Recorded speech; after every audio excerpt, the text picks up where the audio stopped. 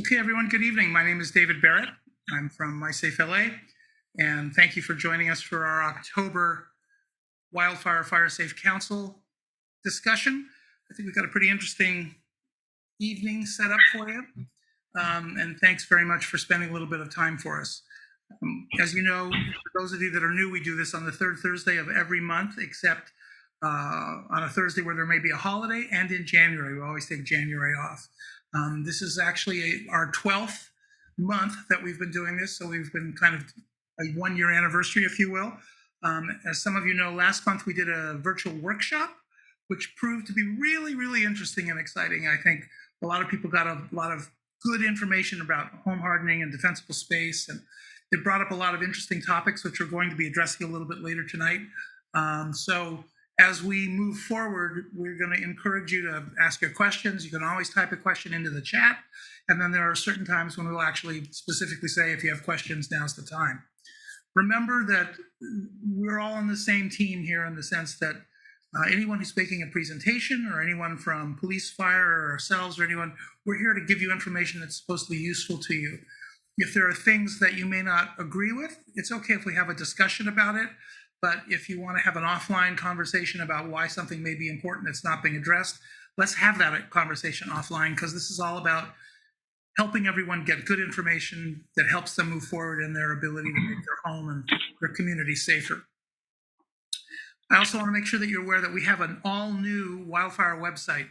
You can get to it through the MySafe LA website by going to mysafela.org/wildfire, but you can also go directly to wildfirela.org. wildfirela.org. The site has got a tremendous amount of information, a lot of stuff you can download, a lot of video content. So there's a lot of things there that will help you as you try and work to make sure that you're getting ready to be either an NFPA Firewise site or Fire Safe Council for the state of California. So here's our agenda tonight. A couple of opening remarks. Carl Ginsberg, our wildfire coordinator, is going to give us an update on what's happening with the Wildfire Alliance. And then we have two presentations, one from AT&T and one from Jennifer Lazo at the Emergency Management Department for Los Angeles. Our history discussion is about a very important wildfire that took place 20 years ago, the Cedar Fire. And there's some things about that that have affected how we manage wildfire moving forward. And I think it's really worthwhile for us to talk about those things. So when we get there, I hope you find what we share with you kind of interesting. So Carl, if you would like, and just tell me when to advance slides, give us an update on what's happening with the Wildfire Alliance. Okay, well, there's me. So that's I'm an EMR. If you don't know what that is, emergency medical responder, which I'm very proud to have gone through the class and learned a lot about first aid and emergency medicine. So LA County, we know we've been telling people about this for a long time, is a very, very high risk, very high risk for wildfire. The San Fernando Valley especially is at risk because it is surrounded on almost more than three sides by dense vegetation, trees, chaparral. All the hillsides are right now covered with excess growth. It's very beautiful to look at. When I was driving through the Sepulveda Pass the other day, I was just looking up and seeing the growth that's there and trees that I never saw in places before because they were so small. So everything has grown up. So the San Fernando Valley, every area out there is at high risk, and it's just especially a bigger risk if you live in a canyon, you live on a hillside, because we know that fires like to race uphill.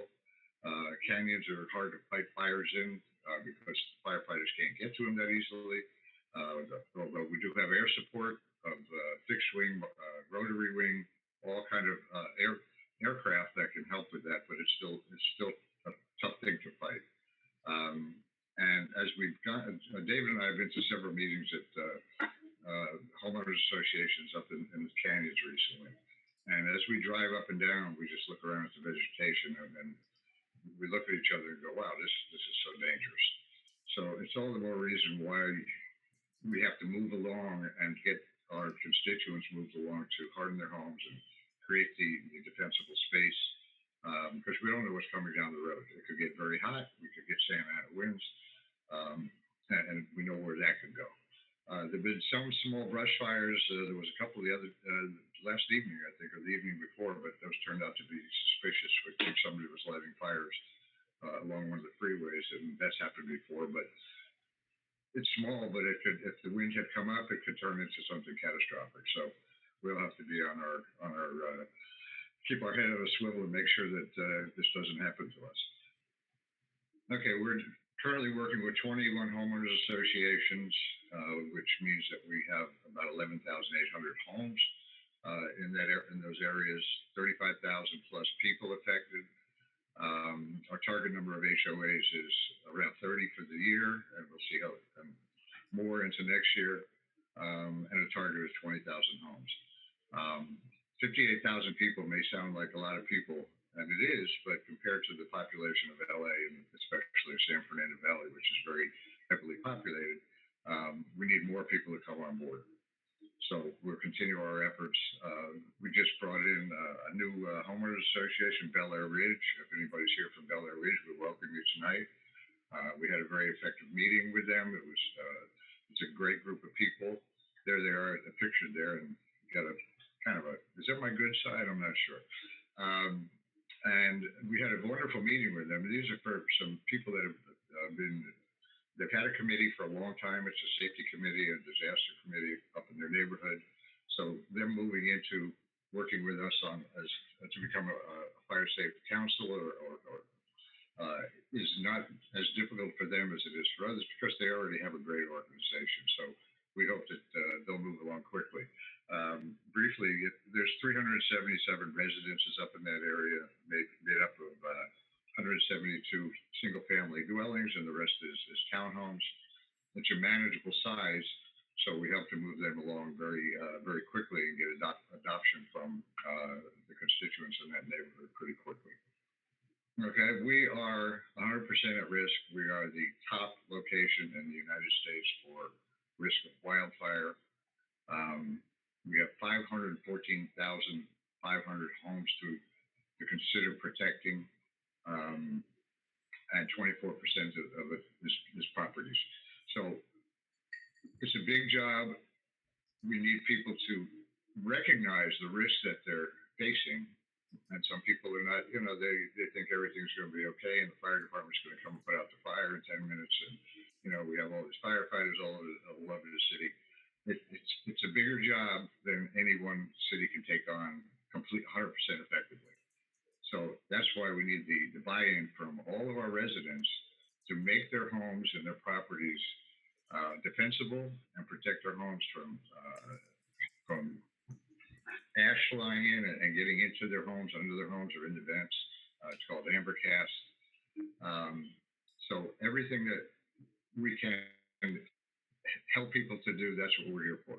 We're here to teach you how to do what you need to do to protect your home, with handouts, with videos, with references to websites that we've created, that the fire department has, and that's available everywhere for people to learn more about what's going on. We also just met with the LA County Fire Department's Forestry Division. We had a nice meeting with a chief there and a couple of his captains. We hope to be able to penetrate into the county area outside the city of LA, which is all of the north part of the city and above, and work on a lot of the homeowners associations out there. It's a very large area, and it borders on the national forest. So they, of course, are at very high risk as well. So it's not only our city, it's the entire county. Back to you, David. Thank you. All right. Thank you. Appreciate it very much. So tonight our topic is communications, and this is something that has multiple types of aspects to it. And I think it's really important for us to think about what that means for us and also what it means for first responders. We're always worried about whether we're going to get notified or not. And we're always worried about whether our mobile phones are going to work when there's a disaster of one kind or another, particularly an earthquake. But there's a number of things that we can share with you, which I think are going to prove to be important. But I can tell you, whether it's a presentation that you're about to hear about from EMD and AT&T, or our history discussion, which has a lot to do with communications as well, getting good information in real time or near real time is essential for people to be able to survive a wildfire. And we're very, very conscious that there are canyons where people are concerned about communications. There are other places where there's no problem at all. So it's an uneven kind of a situation. And when we're dealing with 400 square miles and 4 million people in the entire city, then of course you're going to have a whole bunch of issues that may exist. So we're going to start tonight with Ursula Moran, who is from AT&T, and she's going to talk to us about AT&T's commitment to proper communications, and she's going to also define FirstNet for those of you that are curious about FirstNet. It's an interesting and very useful solution for first responders. Some people think that it's for anyone, and it's not, but we're going to let Ursula tell you all about that. So Ursula, if you want to unmute yourself and say hello to everyone and get started, we would love to hear from you. Good evening, everyone. My name is Ursula Moran. I'm with AT&T's External Affairs Group, so I handle government and community relations for all of the West Side, Council District 5, Council District 11, Santa Monica, et cetera. So, it sounds like kind of the entire area, as well as portions of the Valley as well. So I'm happy to give a brief overview of some of AT&T's efforts. I understand, I might not have all of the answers that you're looking for tonight, but hopefully I can provide some important information and some updates from our end. And then I welcome any additional questions, and I'm happy to keep the dialogue going. So I'll put my email in the group chat on Zoom. And so feel free to send me an email afterwards, or if there's anything you'd like to discuss more specifically. So in terms of wildfire response, AT&T's goal is to maintain communications for our customers and first responders during wildfires. However, as you can imagine, depending on the extent and the impact of a wildfire, our ability to safely access our facilities, we may not be able to maintain all of our cell service throughout a disaster. So AT&T's designed our networks with resiliency and redundancy in mind, and when safe access to our facilities is limited, we engage our AT&T Network Disaster Recovery Program, which is one of the largest and advanced of its kind, which the sole purpose is to restore connectivity to areas affected by disasters. So, with one of the largest disaster recovery programs in the world, we think that our technology is going to help everyone and is going to withstand a disaster like this. Specifically, I want to touch on FirstNet. I know we talked about that. I know there's a few questions around that. So AT&T prioritizes public safety by offering FirstNet, which is a dedicated public safety network that provides first responders, including LAPD and LAFD, as well as LA County, with priority and preemption capabilities. So what that means is, say, your cell phone is like a highway, and say traffic is congested and everyone's trying to make a call or send a text message, that type of thing. The priority and preemption gives a fast lane to first responders like LAFD, et cetera, making sure that they can always access communications resources, even during, we call it network congestion, but it's essentially when there's a lot of users on the network. So that's a little bit about FirstNet, but I think it's good to know that LAPD, LAFD, as I mentioned, and LA County all do utilize FirstNet capabilities. So in terms of just, our wireless network, so everyone's cell phones run on a wireless network, and AT&T's wireless network has a combination of battery backup systems and also generators.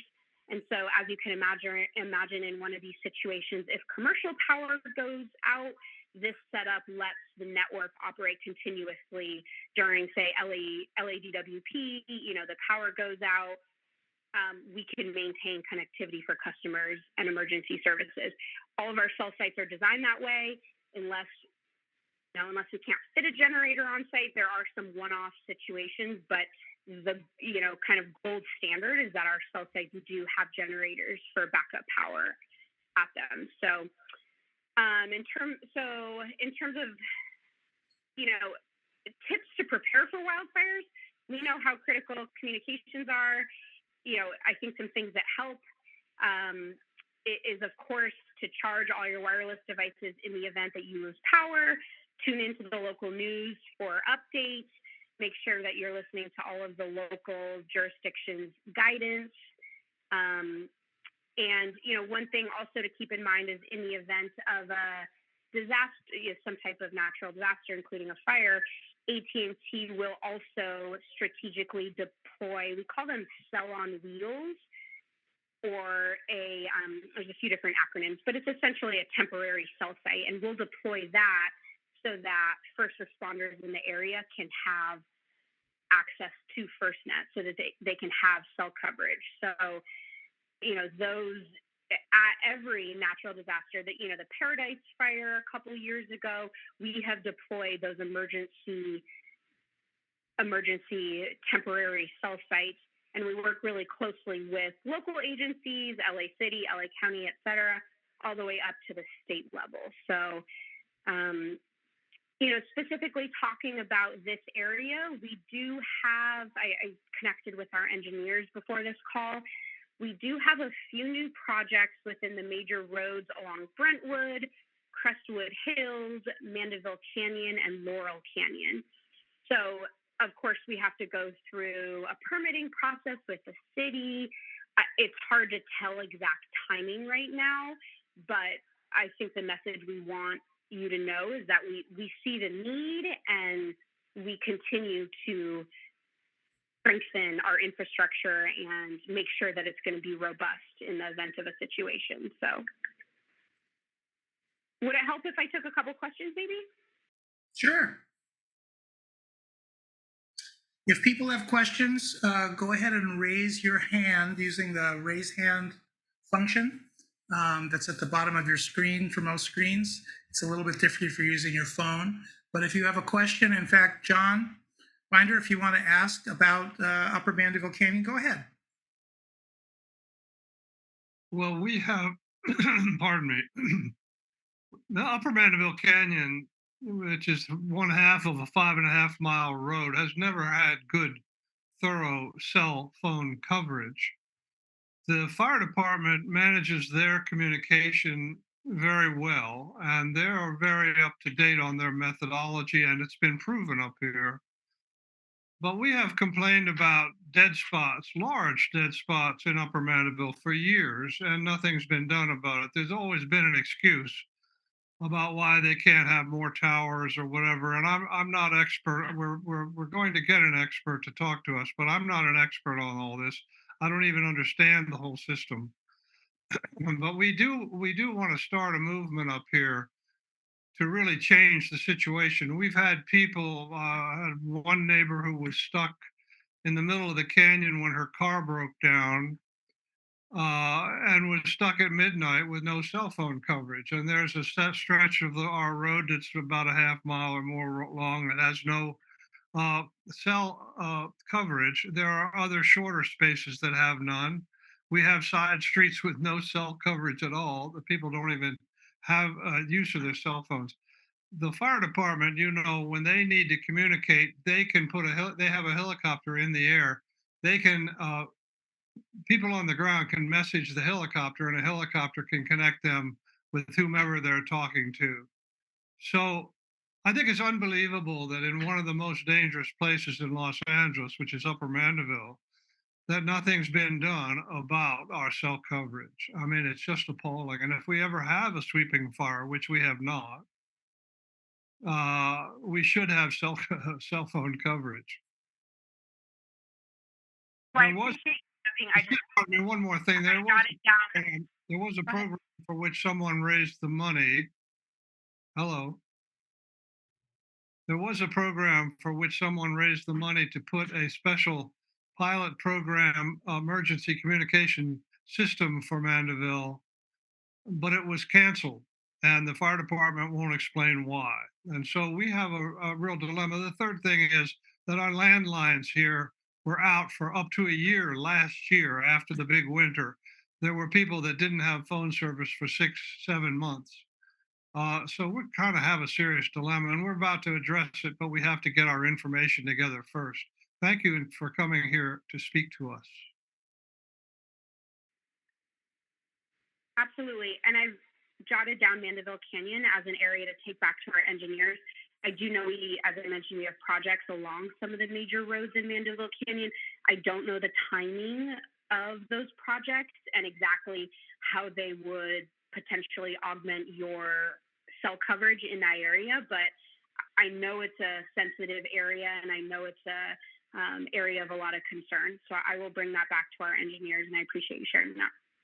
Well, generally, it's just putting up some equipment, is it not? In other words, we've approached the various entities about this, and we've gotten various excuses. One is that land use is a problem, and it's a there are a lot of people in authority who have to be addressed. We've never been able to get anybody to sit down and really talk, explain to us the situation. Some people have said that using existing poles or even putting up rather simple metal poles because we have these hillsides up here. That's technically a pretty simple situation, and I don't know why hasn't been. So, John, this is an issue that affects other canyons. Fryman Canyon is one of them. There are areas within Laurel Canyon, Coldwater Canyon, Benedict Canyon that all have communications issues. So I think it's a good offline discussion. We're going to be meeting with AT&T and as also with several others to try and find out what their plans are and what the issues are, and we'll get back to you.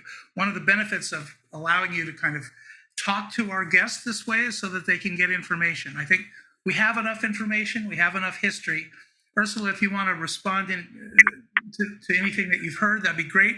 Otherwise, we should move on to the next question or to the next section. I would just mention, our engineers have shared, and probably engineers from other wireless companies may concur, that some of these canyon areas are particularly challenging to provide wireless coverage because of the topography and kind of the terrain and the foliage. So the way the signal travels, if there's big mountains or trees, things obstructing the signal, if we put equipment on an existing pole, for example, the signal is not going to propagate as far as we would like. So it presents a unique set of engineering challenges. That's all I'll add just about canyons in general. Well, thank you very much. We know this is an important issue and one that the conversation needs to continue on, okay? Okay. Does anyone else have a question for Ursula? Remember, use the raised hand function in your the bottom of your screen if you do. All right, Ursula, I think we're good to go. Thank you very much for being here tonight. Please feel free to stick around for as long as you have time. Let me just check the chat to see if anything else there. Nothing specific that we need to address. So let's move on. Thank you from me also, Ursula. I appreciate it. Yeah, we all appreciate it. I think it's really important that you joined us tonight. I'll put my email in the chat, and I'm happy to make this an ongoing conversation. I know we're not going to fix it all in one night. No, that's terrific. And everyone, if you need Ursula's email, it'll be in the chat shortly. So we're going to move on now to our next presentation. Jennifer Lazo is an Emergency Management Coordinator 2 with EMD, the city's Emergency Management Department. She is just a joy to listen to. She's extremely knowledgeable, and one of the things that she's really good at talking about is how communications is important. And we want to make sure that she has every opportunity to share with you what she's doing. I believe you should be able to share your screen, Jennifer. There you go.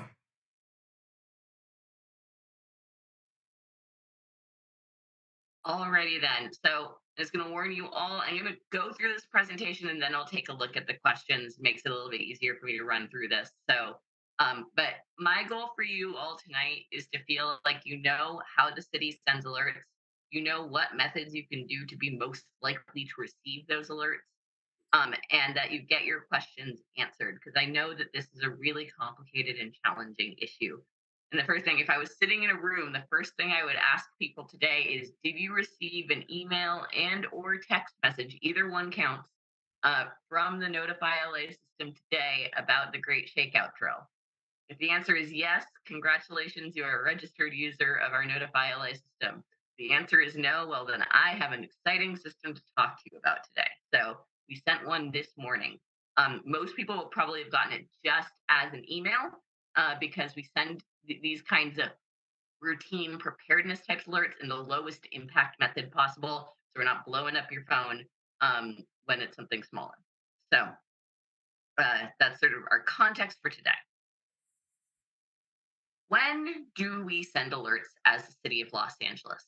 The number one reason we are going to send an alert is because it is requested by the on scene incident commander for life threatening issues requiring urgent action.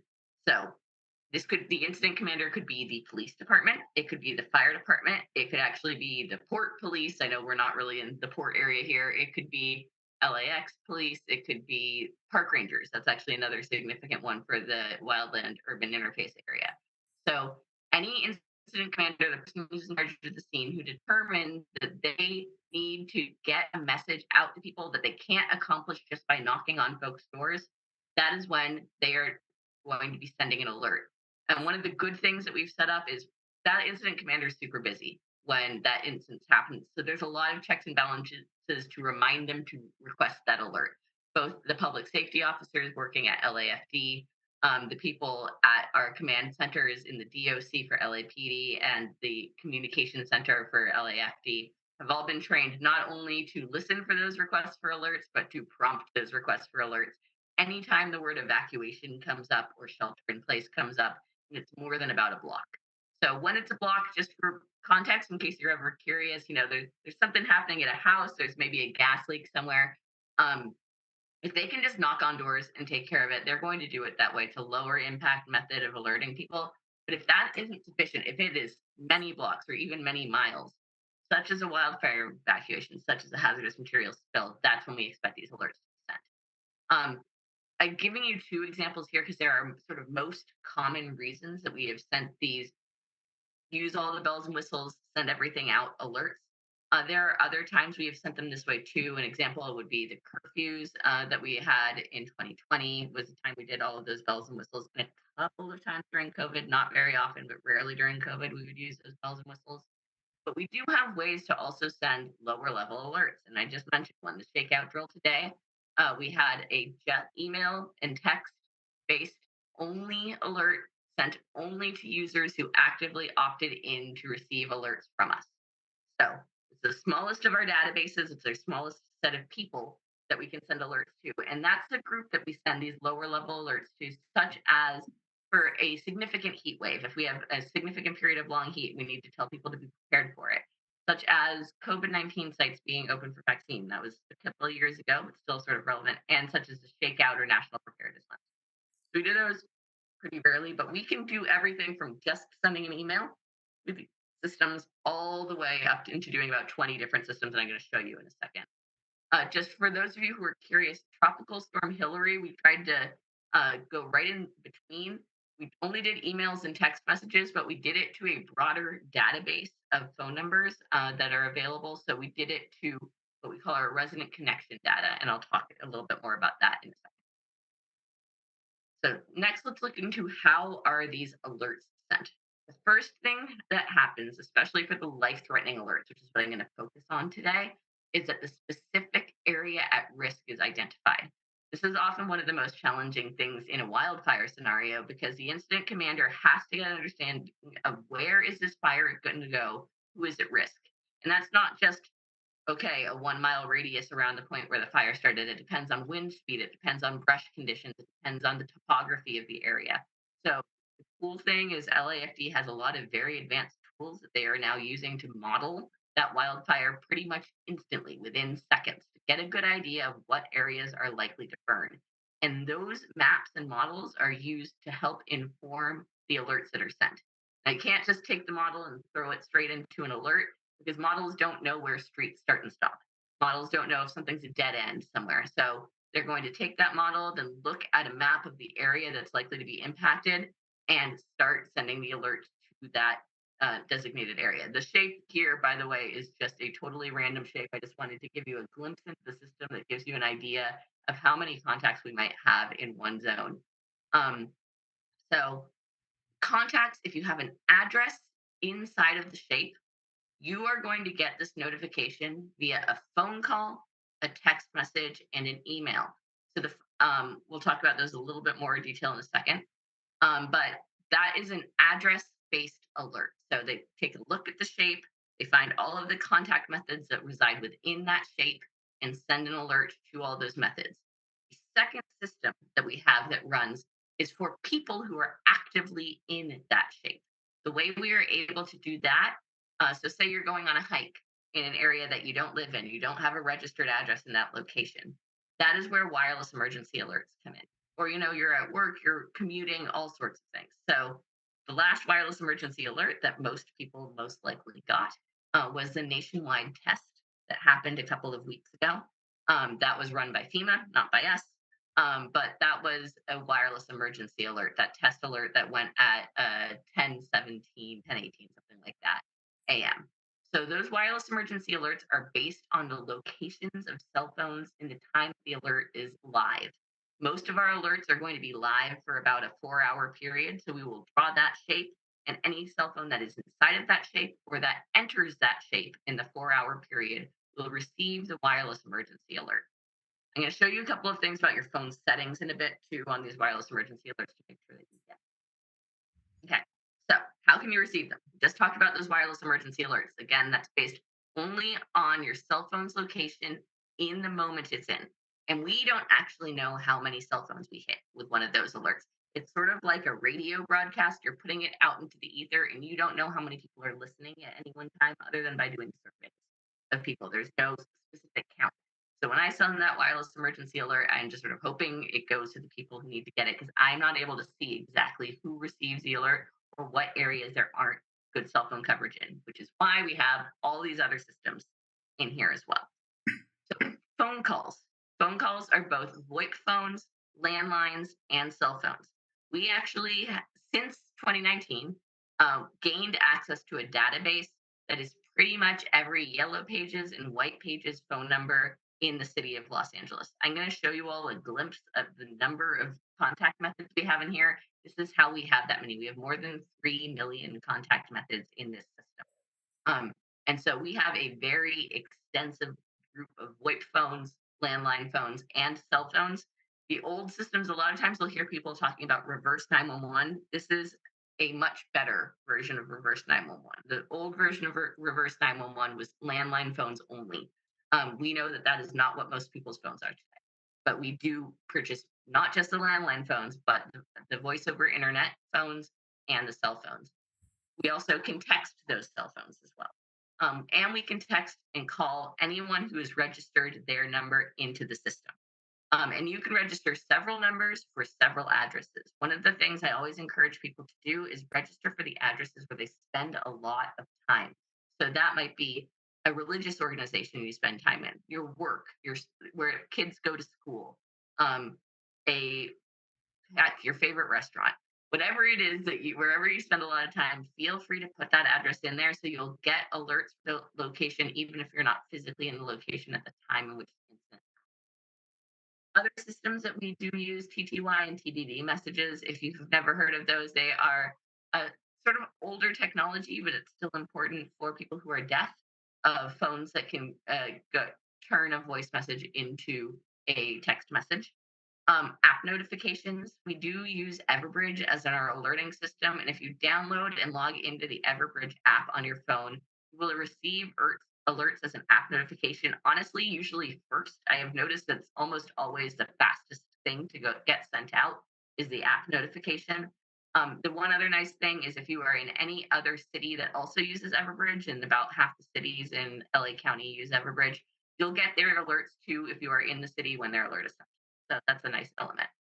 If you've given us your email, you will receive an email. We do not have any special database of emails other than the ones that people who've actively signed up. We do a social media post. Right now, that post is on Twitter/X, because it's really the only system that does timeline posts. We're going to be adding it to our Facebook page, but it's a little bit harder to sort of set up an alert to get it based on those. But we do post X. And then every once in a while, and this is really going to be a very rare situation, the city of LA will trigger the emergency alert system. That's the one that goes over your TV and radio that you remember from watching cartoons as a kid. This is an emergency alert. We very rarely use that because the smallest possible area that we can send that kind of TV or radio broadcast to is about half of LA County. So it's a very blunt instrument. We have to send it to a huge, huge zone, and usually that huge, huge zone doesn't need that method. But every once in a while, we will in fact use EAS. Those are our alerting methods. And one thing I'll point out is you want to be getting several of these. We know we are 100% clear that one of these can fail for people. There are any number of reasons why, some of which we can control, a lot of which unfortunately we can't. And so the number one thing we want people to do is have multiple methods of receiving alert, a lot of redundancies.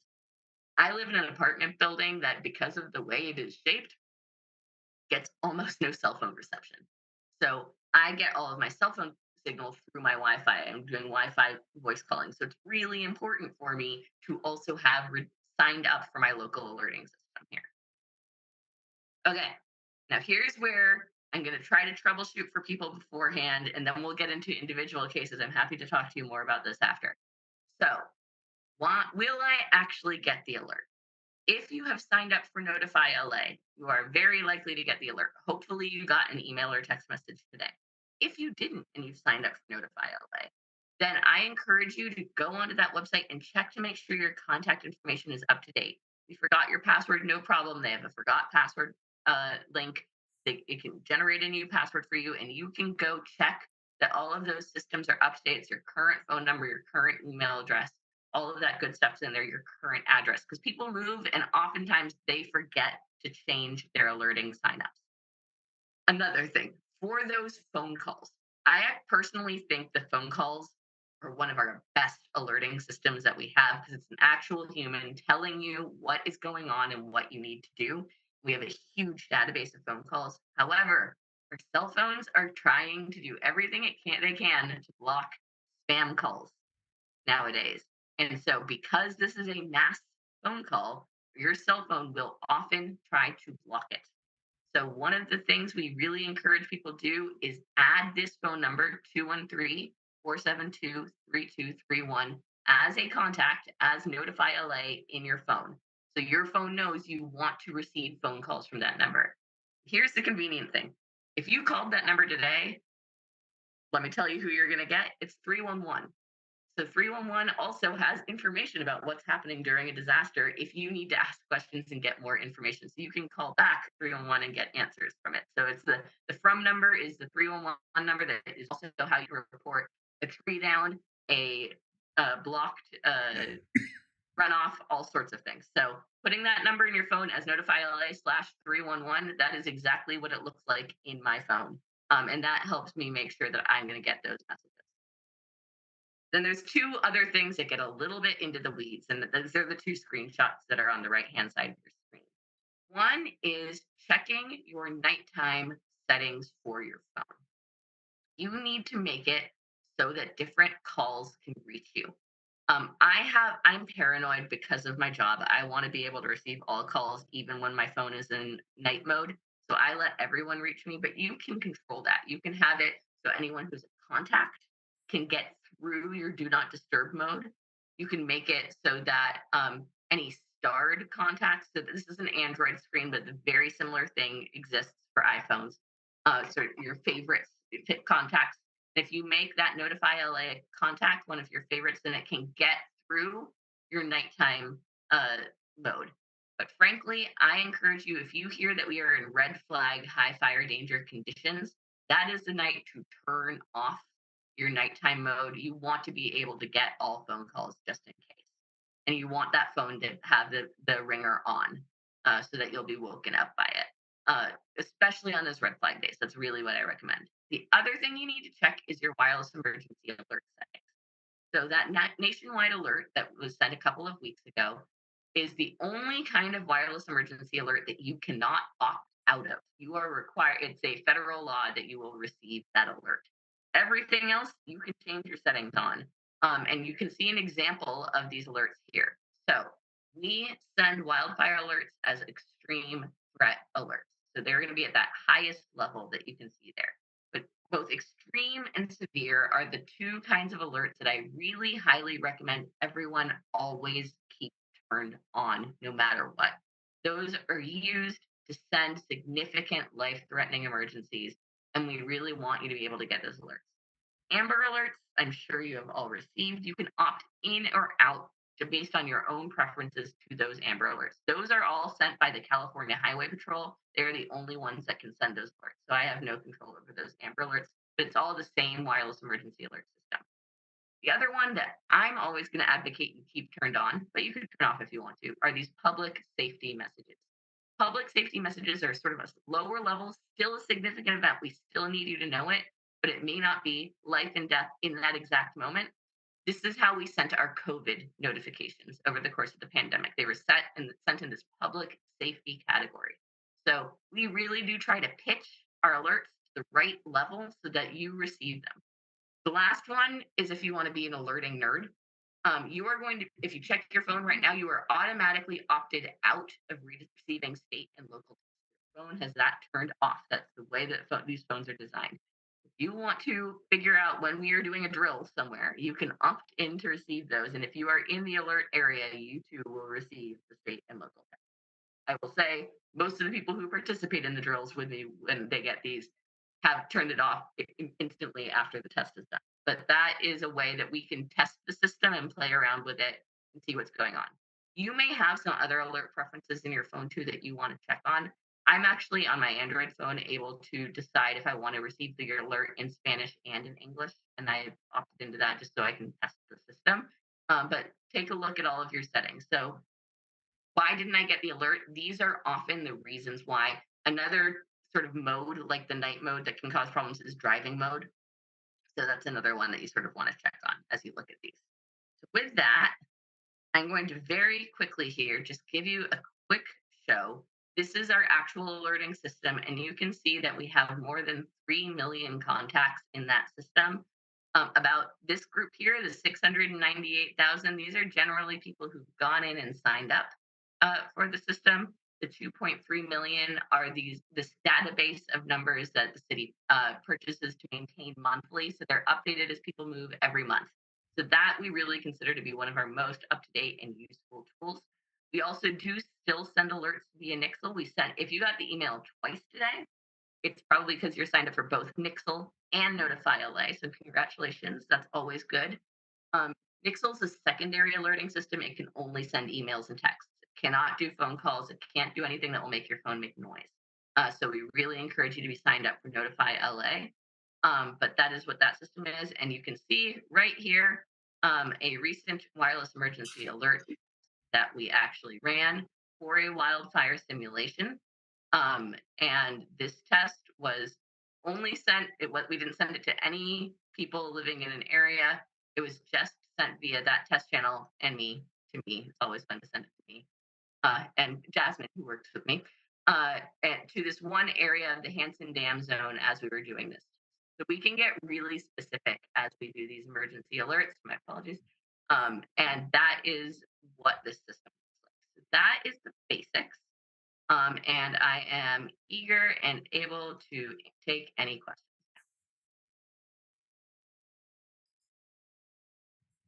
So once again, for those of you that may have questions for Jennifer, and by the way, Jennifer, that was outstanding presentation. Thank you very, very much. Please use the raise hand option. And Lorna from CD6 just said hello to everybody. And we're very happy to take any questions that anyone may have. So let's see if anyone has questions for Jennifer. So one thing I'll throw in, I saw someone ask for how to sign up for these alerts. You're going to go to www.notifyla.org. And here, you know what? While we're here, let me quickly walk you through this process. So you go to notifyla.org. You will wind up on the site. It also has more information if you want it. Some of the stuff I talked about today, some of the caveats. You click the sign up today link. It will take you over to the Everbridge website. As I said, that is the software we use to actually send these alerts. And you can go in and sign up with your information, your location, and at least one contact. You'll be able to add 3 contacts in this first screen. Once you create an account, you can add many more. So that is the name. That is how you can sign up for receiving these alerts. If you want to get that Everbridge app, that is, let's see, page here. It's really just searching Everbridge on your phone, so you can see them at the bottom here. They are the ones who run the app. So that is an app owned by Everbridge. It will show up as Everbridge if you're looking in your Apple Store or Google Store. So it's not going to be, we don't have a special Notify LA app. We just use the Everbridge app. Terrific. Terry Kahn, go ahead and unmute yourself and ask your question. Thank you. I am sorry. I hope I'm not jumping ahead on the agenda, but I'm actually trying to take care of 2 Zoom meetings at once. So forgive me if I'm out of order. But Jennifer, you had spoken at that roundtable with CD11 about sirens. And, you know, in Mandeville Canyon, we don't have perfect, even adequate wireless service. And that's not going to be fixed in time for this next wildfire season. We want sirens. We want just good old fashioned technology. And you had spoken about it, and you said that it would be coming on mobile units, and it would come Yeah. into the canyon, and it would wake people up in the middle of the night. I And did not say that. That is actually what I said it would not do. And that's well, really the key element that I need people to understand about sirens. okay, let me start So again. yeah, Let go me start ahead. again. Beverly Hills, Paradise, California, they are now installing sirens. Okay. Somebody with, you know, thinks that this is a good idea. I think it's a good idea. John thinks it's a good idea. I don't really care if they wake up some people that shouldn't be woken up. What I care about is that we have some kind of a functioning system like tomorrow, not when AT&T is able to figure all this out, like tomorrow, that should there be a wildfire, we could alert people enough that we could shake them and wake them in the middle of the night so that they can get the heck out of here. And I'd like to know where the city stands on this. So I'm going to give you some basic information on sirens, and then we can get into more details. Here is the thing you need to understand, and this is true for Paradise, it is true for Maui, it is true for every significant fire that's happened. Sirens are not designed to be heard inside of houses. You might be able to hear them, but they are not designed to wake you up, because your entire house, when you're triple painting or double painting your windows to help keep the air conditioning in and reduce your energy costs, you are reducing our ability to hear things from outside. Right? That's actually one of the benefits for most people. Everyone's home renovations are moved towards keeping outside noise out.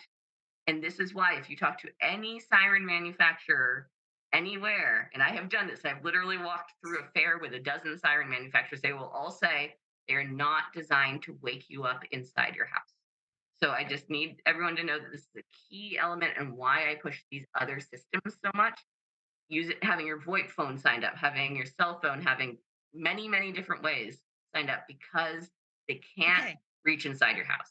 I'm sorry to interrupt you, but we just had the conversation that we don't get cell service here. Okay. So let's not let the perfect be the enemy of the good. Let's do something for the people that live up here, because after there's a big wildfire and people don't get woken up, then you're going to put in sirens. I mean, do we have to wait for the disaster for people to get hurt before we do something as basic as putting in a siren? If I sound angry, it's because I am, because this is just dumb. And I understand. I too grew up in a very high wildfire zone with bad reception. I have lived this. I get it. And what I want to do is the things that are going to work to actually solve the problem. That is my number one goal. Oh, we Now, don't have an alternative right now. Do you understand? We don't get any cell service. The notifications don't come through. It's like a big dead zone here. Can't you do something for us? I mean, I'm really trying to save 4,000 lives. Okay. I happen to live in Lower Mandeville. I happen to personally have cell service, but the people up in John's area don't. The people in Brentwood Hills don't. I mean, come on. This is so commonsensical. Who do I have to appeal to get sirens? So one thing that I I should think- add here, Jennifer and Terry, is that in a lot of areas where sirens are effective, they're designed to do one of two things. And Terry, just hear me out here, because I'm not trying to dilute what you're saying. I just want to make sure everyone has clarity. But if you're in an area where there's a lot of agriculture or people are working outside and away from cars and things like that, sirens are a very important function because they can hear them out when they're not inside a home. In other areas, for example, in the Midwest, sirens are very important if there's a tornado on the way, but people don't go anywhere. One of the key functions that's being implemented in Paradise, and they're just about done with their system, and that will be implemented in Beverly Hills, is that it's not so much the siren capability as it is the public address system capability. So the siren will sound, but then be followed by a public address notification, because in some cases, people shouldn't leave. So I think the issue is extremely important, and it's one that needs to be addressed. But we also want to make sure that people don't just leave and block the roads or drive into the fire. We want to make sure that the information that they get will help save their lives and make sure that they're able to get out if they are unable to receive any other kind of notification. EMD is very much aware of this. They've had multiple conversations just in the last month with the LA City Fire Department and Los Angeles Police Department. And I know that this is extremely important for Jennifer. So as I had said at the beginning of our discussion, this is not a good forum to combat with each other. I think you've made your point clear, Terry, and I'm not trying to cut you off. If you have more to say, please do. But I want to make sure that okay, my son lives in a tsunami zone. Okay. Mhm. They were inside their house. They heard the siren and they went to higher ground. It woke them up. They left. It might not be a system designed to be heard inside a house, but it is designed to be heard inside enough homes that everybody went to higher ground.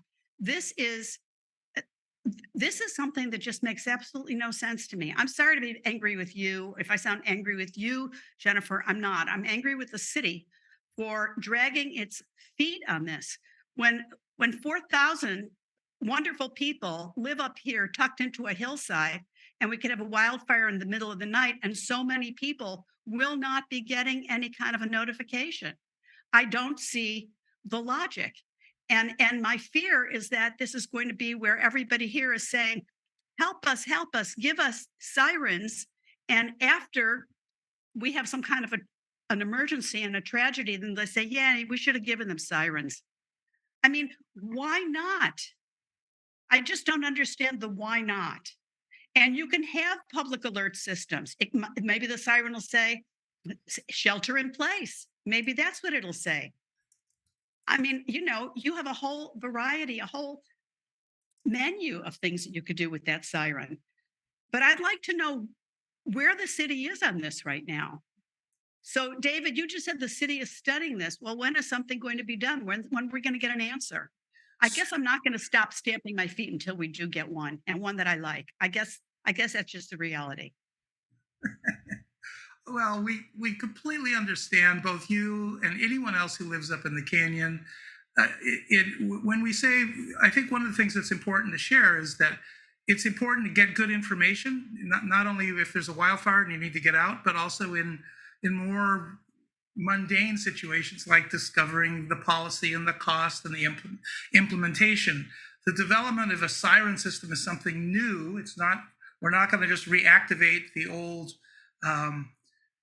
Cold War sirens that told us to kind of get under our desks at school and that sort of thing. We're going to be doing something new that I think is extremely valuable. In order to do that, there needs to be reasonable effort. And I think your insistence on getting things done is a useful part of it.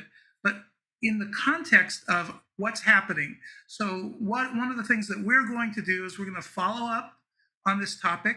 I have a meeting scheduled next week with LA City Fire to talk about the topic from their point of view.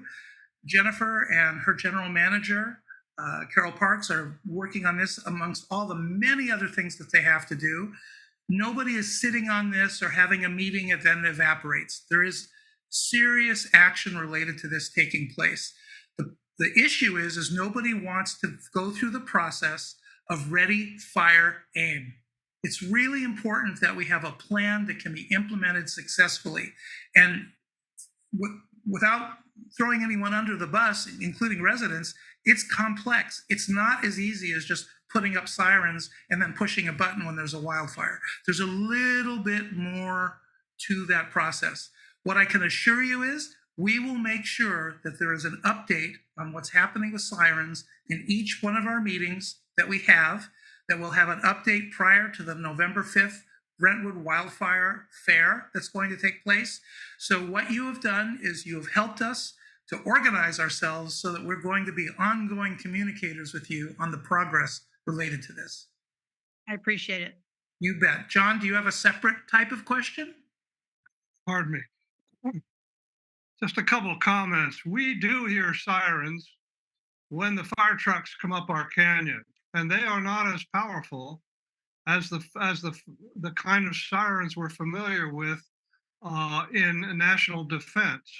Certainly, people heard those sirens for 650 years after World War II. So I don't think that's really an honest answer or an accurate answer. I don't mean you're being dishonest, but I think this whole subject, every time we bring this up, and I've been bringing this thing up for 10 years, there's a new reason why it can't be done. So I would suggest that the emergency management department has a public Zoom where they really do have time to answer questions. For instance, I'd like to know why you can't put up more relays, why you can't put up more metal poles, all of that stuff. We never get that kind of comprehensive information from the city on any of these subjects. And I've been here longer than you have, and I know that is true. So I think there should be a real public. If we have a big fire here and people die and houses go down, these answers are going to have to be these answers will have to be answered in retrospect. The other thing is that they talked about the big fire in Hawaii, and they said if only we had turned on the fire sirens, people would have gotten out. Now, what do they know that we don't know? So those are my comments. And I would tell you, and I appreciate that, John, but I would tell you that there are residents who said that.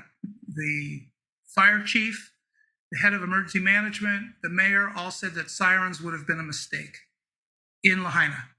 But the odd thing is, I've never heard anybody literally explain, tell us what could be done. We're working on that. We're going to make sure that you have answers and that John, we're going to make sure that you have a report on this every single month that we move forward, and perhaps more often than that. So we appreciate the feedback. We hear you loud and clear. And at this point in time, I think we're just going around the Mayberry bush. I'm out of here. And then just one thing I wanted to throw in that I know I am not satisfying you with answers, and it is something I am spending time trying to find better answers for. This is emergency alerting effectively for wildfires is a real passion of mine, and it's something I want us to figure out a good answer for. And if we can find a siren solution in those hills that's going to make sense, I'm going to be one of the ones advocating for it. I'm just going with what the experts have told me. And so but I'm still looking, especially as technology changes and updates. And so one thing I do really want to emphasize, I know that in general, when power goes out, internet goes out. But there is a capability of attaching to your internet line, to your modem and router, a short-term, basically power assist that can keep your internet flowing so that your VoIP phone will still work, and that your Wi-Fi will still work. That is the kind of device that I really, really recommend for people that are in these very high-risk areas to help you have reliable internet. There are somewhat expensive, but not crazy expensive. I think they're in the couple hundred of dollars range. And that is a way to keep your internet on so that that can be a method for you to continue to receive alerts. So I really do encourage that as at least some kind of stopgap measure to help you with that. Terrific. Thank you, Jennifer. Really appreciate Thank you all. I'm going to come back. I promise. I'm not disappearing on you. I'm not disappearing into the ether, and I'm continuing to work on this and try to figure out the ways that can work the best for you. Well, your patience is appreciated, and we all recognize the importance of this and how we have to take steps. And this conversation tonight, I think, underscores the fact that we're all interested in a solution, and we're going to work to find one. Thank you so much, everybody. Thank you very much, Jennifer. Okay, let's move forward. And we're going to talk now about the Cedar Fire. And there's some issues about communication and what has happened more recently as it relates to that. And Jennifer, if you can stay and listen to this, maybe some of it will be a little interesting for you as well. 20 years ago in October, the Cedar Fire roared through multiple areas within San Diego County. It killed 14 civilians. It overran a wildland engine company and killed one of the members. It destroyed more than 2,000 homes. It destroyed 22 commercial buildings and over 500 outbuildings. And what was really important about this is how quickly it all happened. It is probably one of the most similar kinds of fire spreads that one might imagine, other than what happened up north related to Paradise. More than $1.3 billion, that's 2003 money. So today that'd be about $3.5 billion. So being a massively destructive wildfire that burned 273,246 acres of land, and it just was exploding at 3,600 acres per hour. It's very difficult to be able to manage what's going on in that kind of an environment unless you have good communications, unless you understand the importance of what Ready, Set, Go means. And we're going to get into that a little bit more in a minute. But think about it. In just a day, 15 people died. And 10 of those people, maybe more, maybe 12, but we know for certain 10 people died in their cars trying to evacuate and were overrun by flames, heat, and smoke. We've said this for a year now. People leave too late. And as it relates to the issue that we've just been talking about now, the objective is to get people to leave early.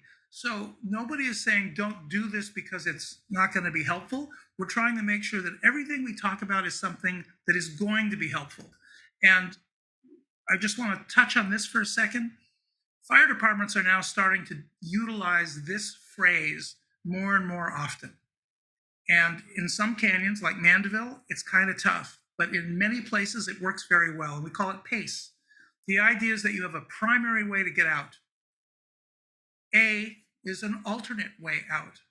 C is a third contingency. That might be something that you're directed to do by police or anyone managing the evacuation if there is one. And E for emergency means you can't go anywhere. You've got to take shelter where you are. That's no longer evacuating away. It's just evacuating from the fire. So think about PACE and know that when you're directed to leave, you may be told to go through an alternative path. You may not always go down the path that you have pre-planned.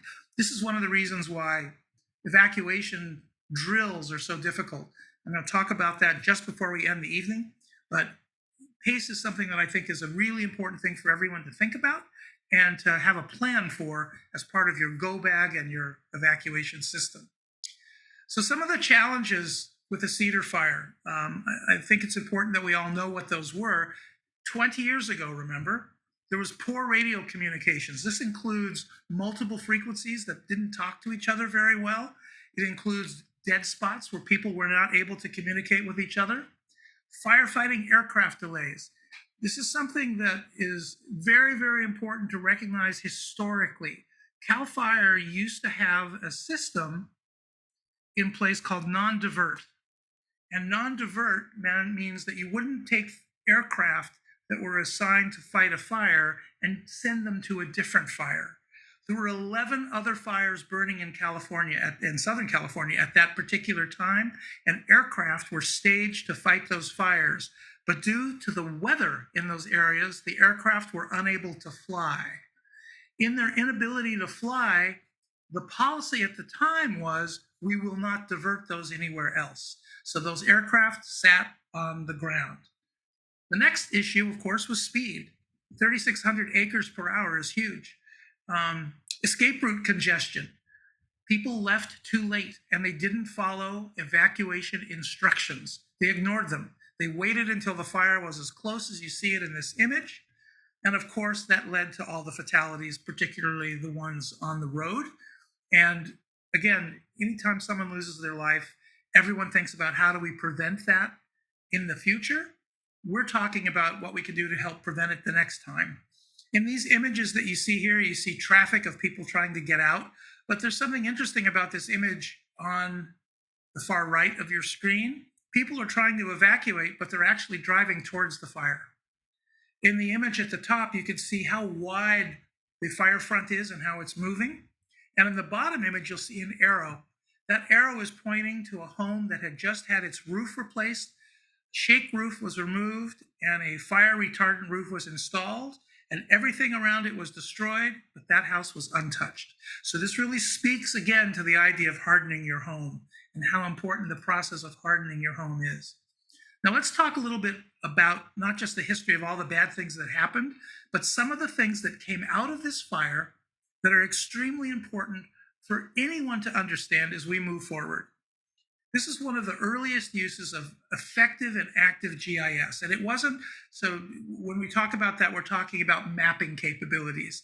This wasn't simply a matter of drawing a grid around a fire. This was pulling a whole bunch of software together with a bunch of people who actually lived in the fire area, who collaborated with a contractor out of Northern California that flew down, putting together a bunch of software from a company called Esri, which was just getting going with their mapping solution, as well as Adobe Acrobat, Adobe Illustrator, Adobe Photoshop, and they built all of these mapping messages and they relayed them to the unified command post, and that helped establish where firefighters would go to provide what was at the time called structure defense. Now we call it structure protection then. Now we call it structure defense.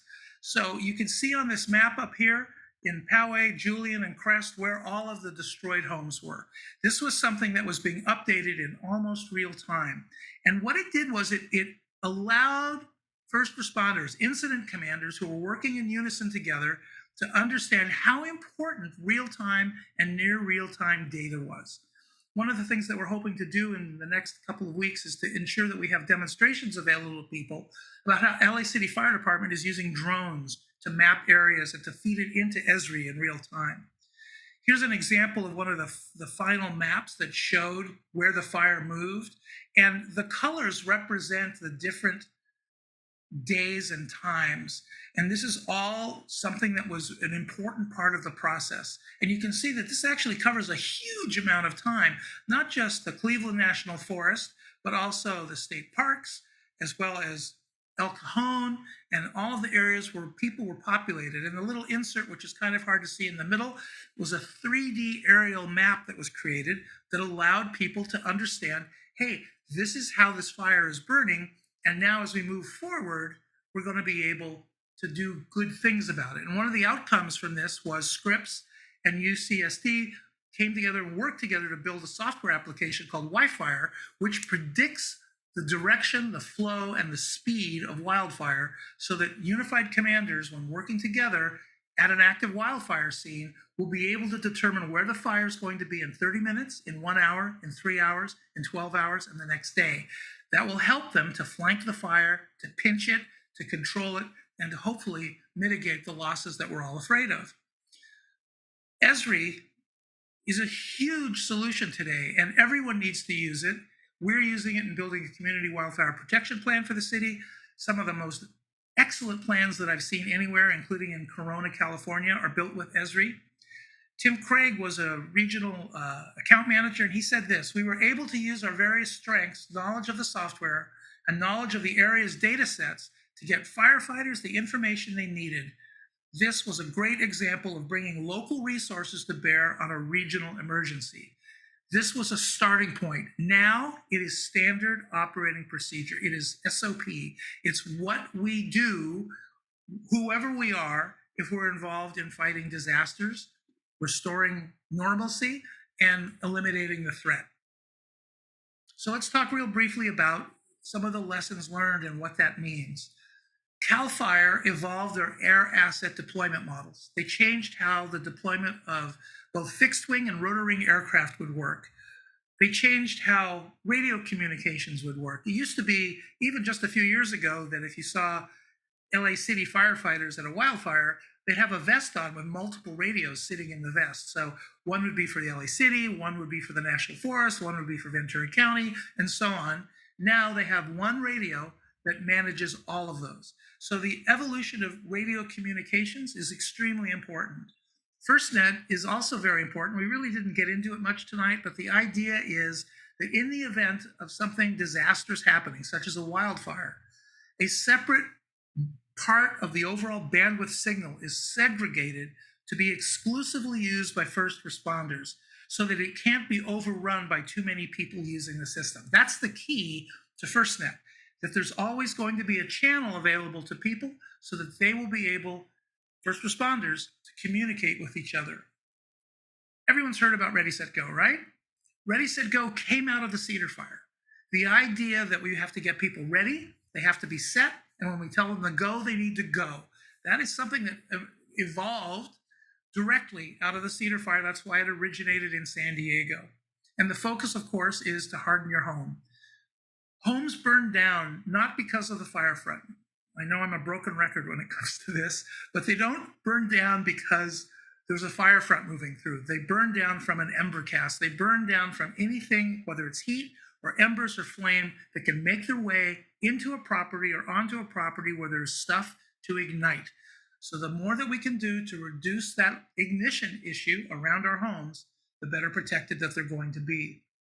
One of the other things that came out of the Cedar Fire, which I think is a little unusual, but it's kind of set a standard moving forward, is many of the people who lost their homes didn't know what to do to rebuild them. And a group that started with 10 people became 20 people, became 50 people, became almost 1,000 people working together on insurance, on permitting, on contractors, on making sure that their homes were all rebuilt as a group. And what that really proved was that communities can work better together than individuals on their own. The entire purpose of what Carl Ginsberg is doing with MySafe LA and the rest of our team is about community. It's about getting people to collaborate together, because if we work together, we're much stronger than if it's just one or two or three of us operating on our own and trying to figure out what to do on our own. It also means that coordination between the public and first responders is essential. The discussion we had earlier tonight is a good example of that. I think a lot of what I heard was, I don't understand why we don't have sirens. And so we need to be able to solve that problem, A, through telling people the answer why, and B, providing them with an answer that is, here's what will work, and C, getting to the end of that story, whatever it may be. And finally, the use of GIS in real time, it saves time, it saves money, and it saves lives. Esri is one of the most remarkable companies that you could ever imagine either working for or utilizing their products. Almost every fire department, almost every city uses Esri now because it's essentially a database tied into a map. So one example of it would be if you're at a national park and you have pathways, you could set it up so that there are sensors in the trash cans, and when they're full, someone will be alerted that those trash cans need to be emptied. The same thing is true with homes or with firefront or with flame progress or with heat or with any number of other things, evacuation routes. So Esri is a hugely important tool when combined with Wi-Fi and other kinds of things and all the stuff that Jennifer talked about. We really can start to get our arms around wildfire, because the fact of the matter is we're not going to stop wildfires from happening. We're going to have to deal with them. And one of the ways that we deal with them is to control their burn structure, their burn profile, so that we save lives and property. So before we move on and end this evening stuff, obviously we want to answer questions and stuff, but let me just briefly let you know if some of you have to go. Our next town hall will be on November the 16th, the third Thursday in November. It will be at 7 p.m. and we've got a really important topic, which is the truth about evacuations. We're going to have a lot of data to share with you about multiple evacuations in multiple areas, not just in Southern California. We're going to talk about those that worked, and we're going to talk about those that didn't work, and we're going to then apply how you can think about evacuations here in Southern California. So I'm going to turn off my sharing now, and we're going to come back to looking at our chat to see what we've got in there. And I think most of the stuff that's in there is about earlier stuff from today. It is. But if anyone has questions about the Cedar Fire or anything for that matter, now's a great time for you to raise your hand and say hello, and we'll be glad to hear from you and see what we can do to help. Remember, use the hand raise function so that we can know that you want to ask a question.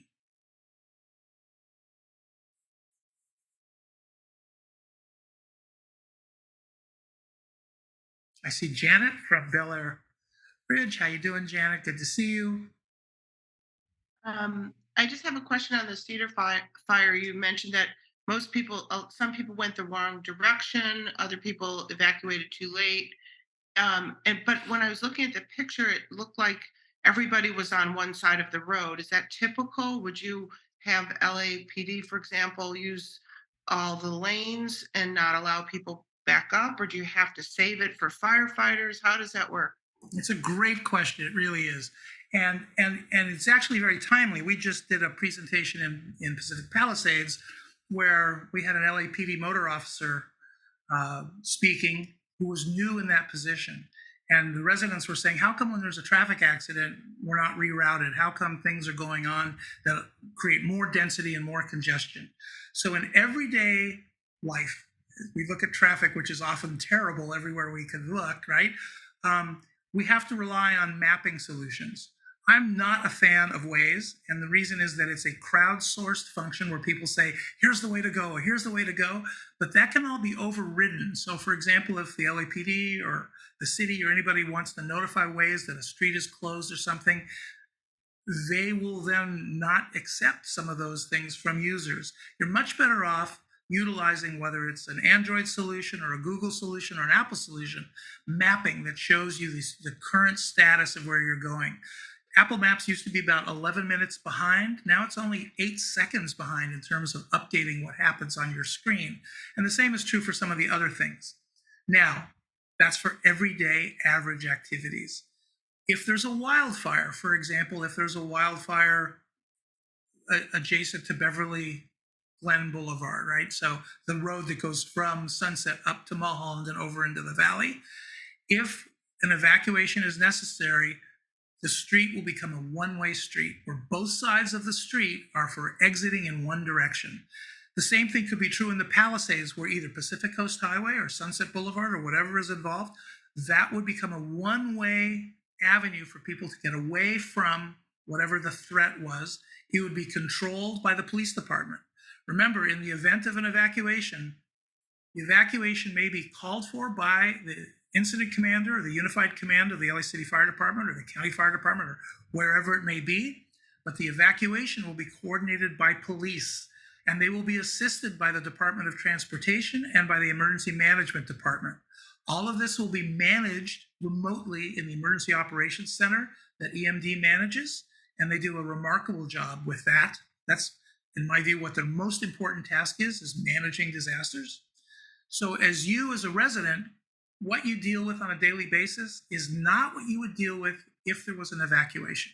It would be a smoother, hopefully, and more early notification to get you out of harm's way early. The last thing anyone wants you to do is to leave too late. You may be safer staying in your home. We call that sheltering in place. I'm not suggesting to you that you have a choice and you decide which you do, but the incident command team is going to decide what's the safest way to do it. And based on what I just shared with you, relative to how real-time mapping can work and how wildfire rather can predict the direction of fire, they're going to have a much better opportunity to tell you what's going on in advance in early enough time to make sure that you're not leaving when the fire's 15 minutes from your home. When you leave, if you're told to leave, you may think the fire's far away, but that's okay. And if you lose your home, you lose your home. Homes are replaceable, people are not. I'm not trying to oversimplify. I'm just trying to let you know that everyone is thinking about this and everyone is trying to learn from every incident. As homeowners, you don't practice this every day. Firefighters practice this every day. This is whether they're practicing it with the emergency incidents that they run on, or they have their Saturday training drills that they participate in. They always are working diligently to make sure that they improve their skill set relative to making sure that people stay safe. So thanks very much, Janet. Anybody else have a question before we wrap it up tonight? Hi, Palma. Unmute yourself. You have to unmute yourself, Palma. How's that? Can you hear me now? Perfectly. Okay, good. I live at the top of Chevy Chase Canyon in Glendale on the Pasadena border. And I'd like to know if I sign up with Notify LA, will that be my area, or is this just for LA City, or is it for all of LA County? So it's a really good question. The Emergency Management Department, as was explained to you, their Notify LA system is based on the city, but they have additional systems which are county-wide. So depending on what's happening, there may be other ways to notify you. I can tell you separately that Glendale Fire has their own notification system. You can go to the city's website and you can sign up there it's a similar system to Notify LA, but you can sign up there and that will cover Chevy Chase.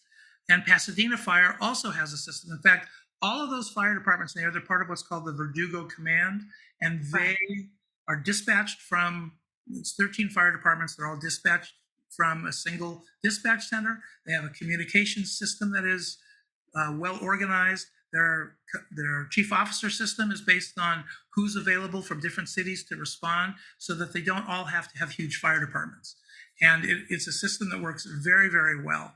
So as it relates to your question and your concern, there are opportunities there. In fact, Carl Ginsberg has his email in the chat. Carl, you might want to actually enter it again because there's been a whole lot of comments added in there.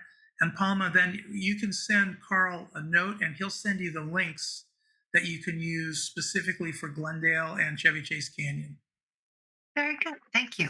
You're welcome. And thank you for joining us tonight. All right, we've got time for one more question, if there is one. Otherwise, we're going to call it a night. Right on time, 90 minutes. That's what I like. We don't want to go too long. And your time is valuable, and we really appreciate the time that you spend with us every month. I hope that you found some of this to be interesting and useful. So keep in mind, next month, the truth about evacuations. It's a big deal. We're going to promote it heavily and actively, and it'll be a good thing to talk about before we get into Thanksgiving week. So thanks very much, everybody. We really appreciate you spending time with us tonight. Take care and be safe out there.